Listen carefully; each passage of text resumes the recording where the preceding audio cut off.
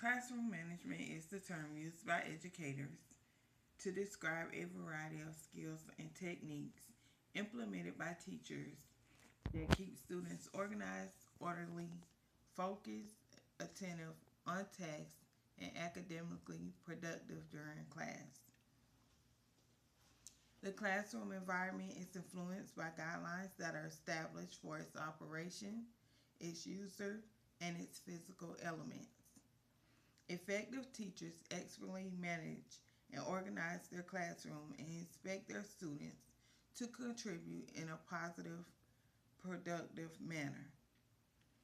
Effective teachers take time in the beginning of the year and especially on the first day of school to establish classroom management and classroom organization. My philosophy of classroom and behavior management is one where the classroom is safe and warm. It is necessary to implement a classroom behavioral plan that contains a specific behavioral component with clear guidelines for the students and the teachers to follow and how to respect each other.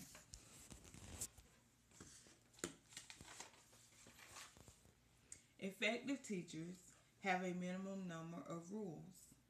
These rules should focus on how each student should act towards each other, how to maintain a safe environment, and the participation expected in learning. An effective classroom plan allows the students to share, review, evaluate, and reflect with their peers. This allows the students to learn each other's social context.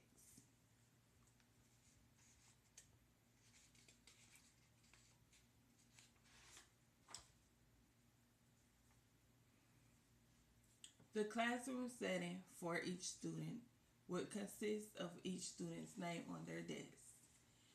Also, there will be a list of rules that the students will follow. This will be done on a daily basis when the children are entering the classroom as well as exiting the classroom.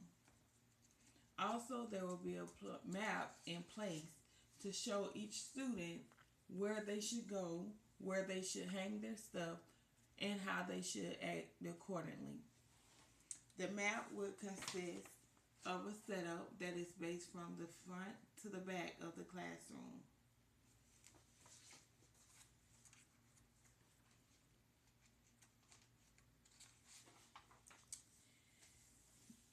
The classroom rules. As a Christian teacher, I will implement Christian values. I will be a positive role model to each child. I will also consider the conduct of education and the contract that it insists of. I will also abide by the rules that have been in place by my supervisory staff as well as the teachers that will enforce the rules. Rule number one would be to be respectful. Each child would know how to respond to another student's property, belongings, as well as their arrangements. Two, each child would raise their hand before speaking out. Three, each child would know how to treat each other as on a mature level as well as a peer. Also, I will implement no bullying policy. This policy will be followed according to state guidelines. I would expect for all students to follow these guidelines. In case of an emergency, each child would know where to exit and enter the classroom. We will also follow this procedure accordingly and will transition back to our classroom. Each child will remain attentive, respectful. Also, everything that the child will do will be according to the rules that will be set in by the teacher.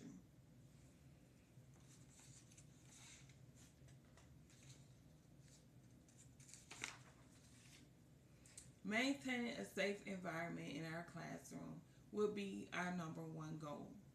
Each child should be respected and given dignity in the classroom.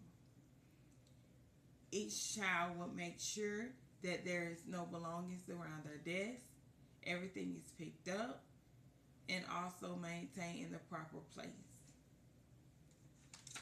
I will also follow the school-wide behavior expectations according to each child.